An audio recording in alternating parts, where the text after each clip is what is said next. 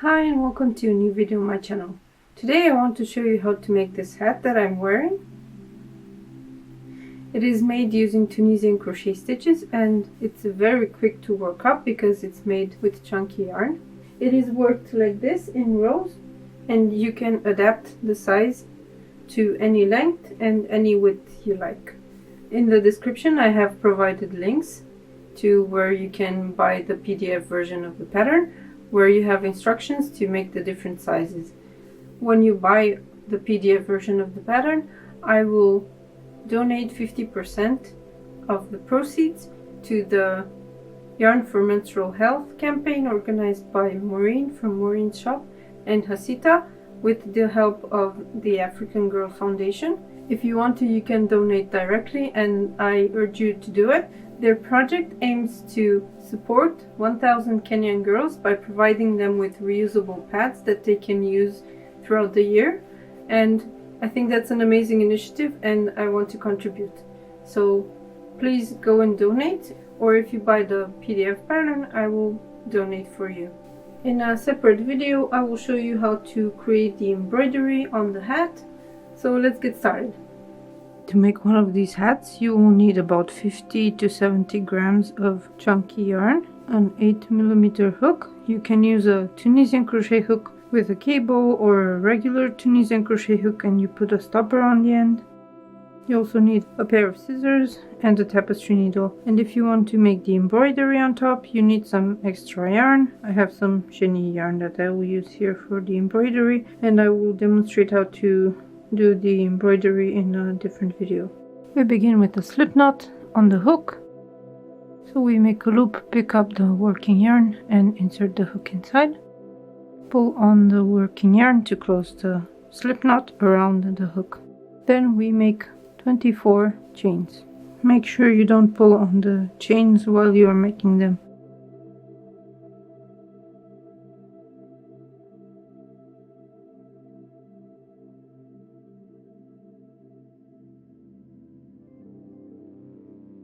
Next we pick up 24 loops in the back bumps of the chains.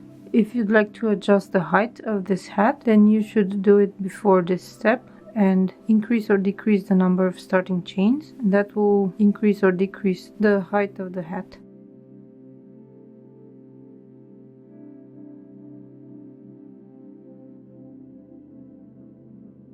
After picking up the 24 loops, you should have 25 loops on your hook, and you can start the return pass. This is the regular return pass where you chain 1, then yarn over, pull through 2 until the beginning of the row.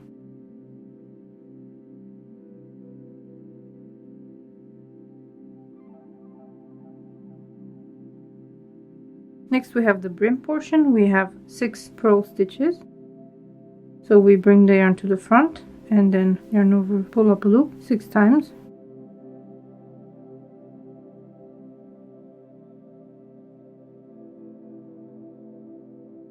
Then we have 10 Tunisian simple stitches, and if you're changing the height of this hat, now is the time to change the number of stitches here. For example, if you chose to make 22 stitches instead of 24, now you would make 8.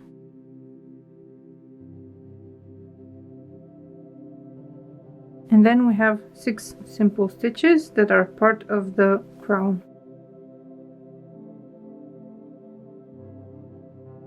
Now instead of a regular return, we have a short row return, so we yarn over, pull through 2 to the beginning of the row to return.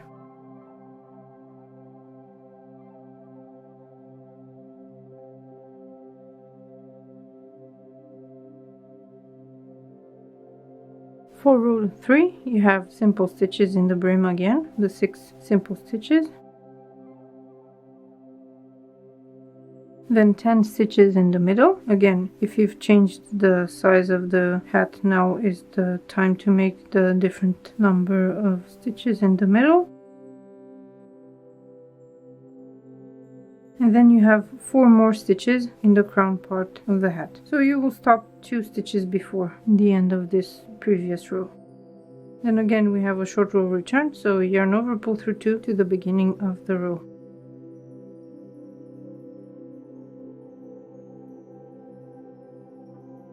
Then we have the last row in the repeat. We have 6 purl stitches and 12 simple stitches, 10 in the main part and 2 in the crown.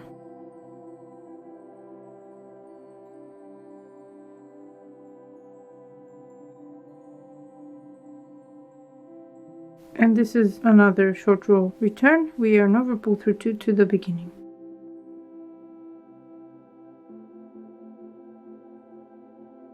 Now this is the 4-row wedge that you will repeat 12 times to make the hat. I will show you how to make one more repeat. So in the brim, the next row has simple stitches, and we will pick up 23 simple stitches and 1 last stitch. We have the 6 stitches in the brim.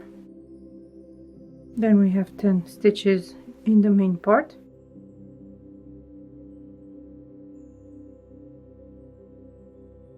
And then when we reach the end of the first short row, we put the hook inside the stitch below the last stitch on that row, and then we continue in the next stitch, and then the next stitch below, and then the next stitch, and the next stitch below, and we have 1 more stitch from the first row, and we have the last stitch after that. Insert the hook behind the 2 vertical bars at the end of the row, pick up a loop, chain 1 and yarn over, pull through 2 to the beginning. This is a regular row return.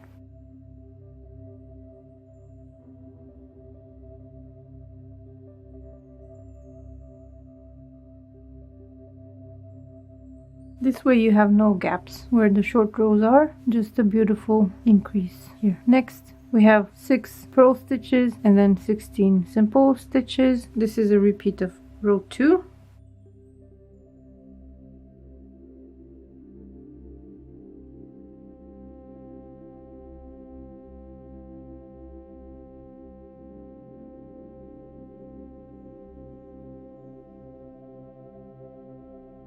And we finish with a short row return, so we yarn over, pull through 2.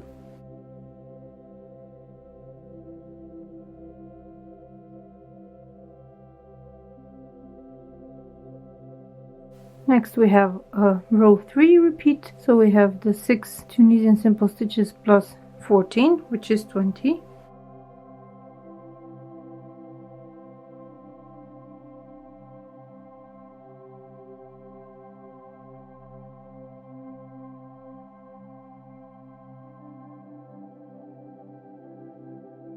And at the end of the row we yarn over, pull through 2 to the beginning.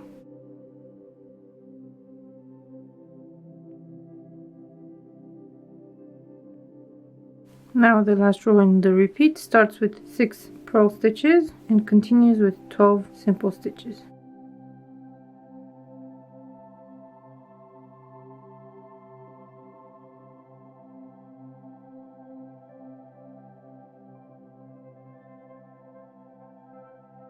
At the end of the row we yarn over, pull through 2 to return.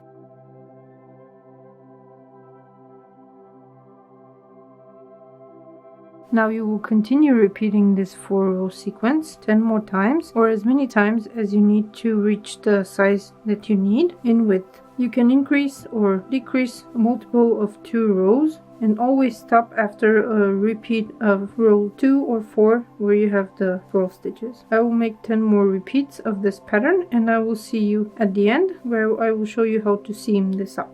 When you're finished with the 48 rows, or as many rows as you need to get the hat to be as wide as you need it, you will have this fabric. It will not lay flat, and it should not lay flat. And now you're ready to seam up this gap, and for that, first of all, you do not bind off the last row, and you will use some of this yarn to seam it up. First of all, leave a tail that's about twice as long as the height of the hat, and then using the tapestry needle you will make the seam. First of all, pull the end through the last loop and put the yarn through the eye of the needle. And the first thing that we're going to do is create a fake stitch here so that it looks like the brim is continuous. To do that, you look at the hat with the gap facing towards you and the brim facing up, and then you take the needle and put it behind the next stitch in the brim, so not the first one but the second one, and then you bring the tail to the front, and now you put the needle through the first stitch on the last row and you pull the yarn through, and this creates an invisible seam. And then you turn the hat so that the brim faces you, and you bring up the yarn from below to the front, and then you put the needle underneath the first stitch and then the first stitch on the other side. Then we repeat this, the second stitch and the second stitch. After a while you can pull on the yarn to close the gap, and this creates an invisible seam on the front of the work. You continue like this until you reach the crown of the hat.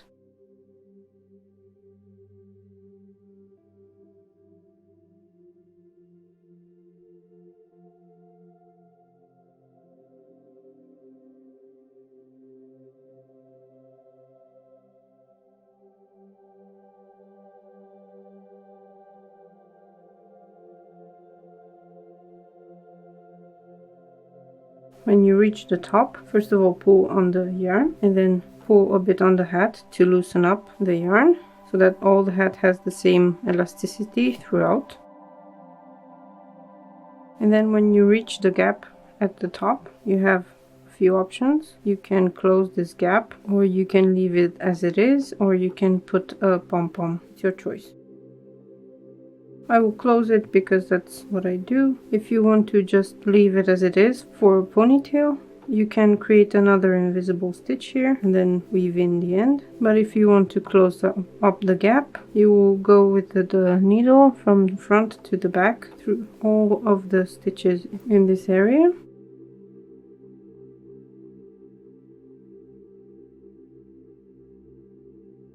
And when you get back to the beginning, you just pull on the yarn and make sure that it's twisted before you do that, and then you weave in this end.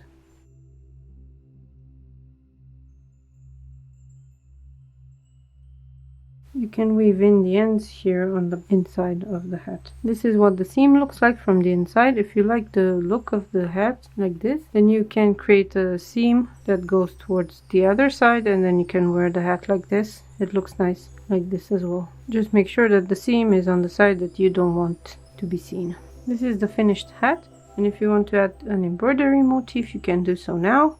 I will add a link to the video in which I will show you how to embroider on Tunisian simple stitches. Thank you so much for watching. I hope you enjoyed this video and that you'll make many easy and beautiful hats with this very simple tutorial. And if you like this video, please give it a thumbs up and share it with your friends, and please donate to the foundation because they need your help. Thank you so much for watching, and I will see you next time.